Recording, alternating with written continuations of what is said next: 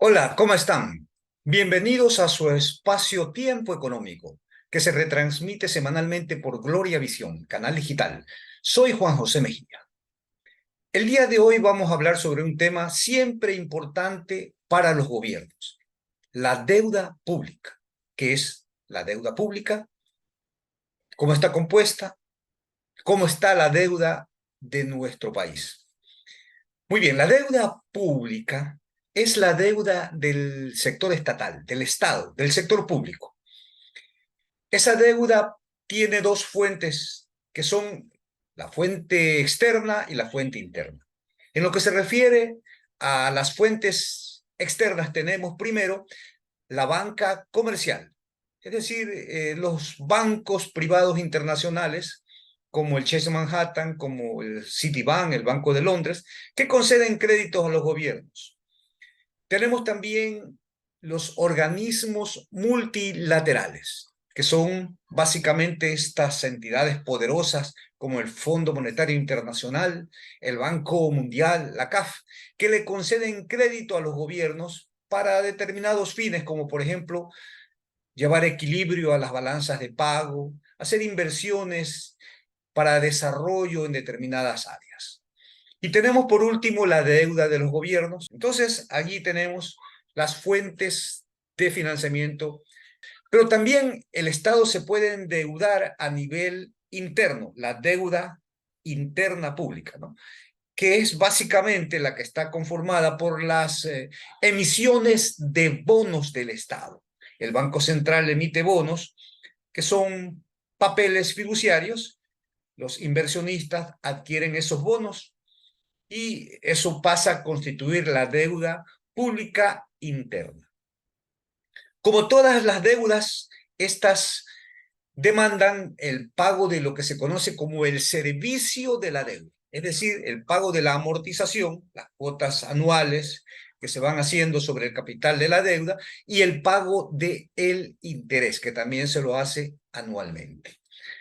Muy bien, veamos ahora cómo se encuentra la deuda ecuatoriana.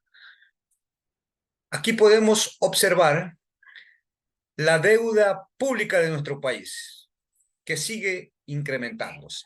Hemos tomado una década para atrás para medir de una forma más objetiva la evolución de las variables económicas. Y si vemos cómo ha evolucionado la deuda, esta ha venido creciendo de 22.728 millones de dólares que era en 2013 hasta 75.234 millones de dólares en el 2022.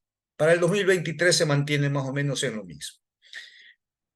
Ahora, si nosotros comparamos ese crecimiento de la deuda, es decir, esa deuda en comparación al PIB, a la economía del país, vemos que ésta se ha venido incrementando también de un 23,9% que era en el 2013 en relación al PIB a un 65,4% en el 2022.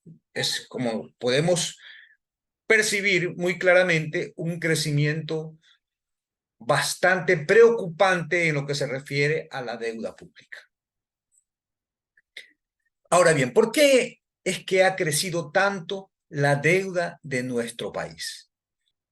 En una economía dolarizada como la que tenemos en el Ecuador, necesitamos dólares para poder solventar las actividades empresariales, el movimiento de los ciudadanos, sus gastos.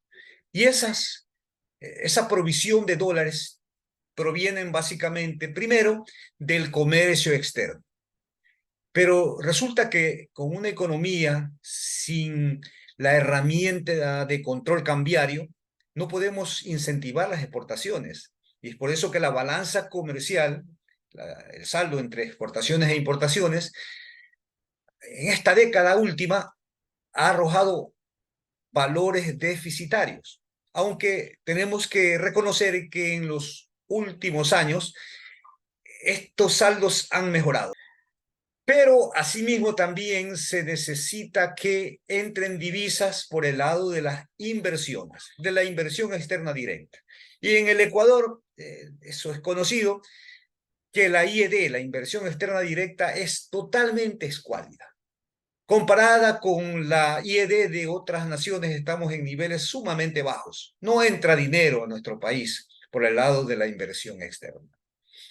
De tal forma que tenemos un último factor que nos proporciona divisas, que es el de las transferencias dentro de la balanza de pago. Las transferencias, que son los dineros que envían los migrantes. Vaya contradicción, ¿no? O sea, los que se van del país buscando empleo, luego con los dineros que le envían a sus familiares, sirven para sostener el sistema dolarizado que los hizo salir de su tierra natal. Por eso es que el país se está endeudando para poder proveer de los dólares fundamentales para una economía dolarizada. Pero resulta que al endeudarse, al crecer la deuda, crece también el servicio de la deuda externa, amortización e intereses sobre el capital. Ese es el servicio de la deuda externa. ¿Y cómo está el servicio de la deuda externa en el Ecuador? Veamos. Tenemos que el servicio de la deuda, aquí con la línea amarilla, ha crecido del 15.8% en relación a los gastos del presupuesto del gobierno central. 15.8 en el 2013, creció al 26.6%. Es verdad que allá por el 2017 tuvo niveles mucho más altos, el 48%, luego se ha venido reduciendo, pero igual en comparación a lo largo de toda la década, el servicio de la deuda externa ha crecido. Esto distrae importantes recursos que deberían haberse destinado a factores o a sectores mucho más importantes como la educación y la salud, fundamentales. La educación y la salud, en la línea roja tenemos que ha bajado de 27.2% a 24%. Ha bajado, a pesar de que incluso existen preceptos constitucionales que obligan al gobierno a ir incrementando año a año la inversión social en educación y en salud. Pero esto no se ha dado. Son consecuencias de una deuda externa y una deuda interna pública que crecen cada día, cada año más y que obligan a que el Estado tenga que dejar a un lado inversiones fundamentales para el desarrollo del país. Bueno, nos vemos en una próxima ocasión.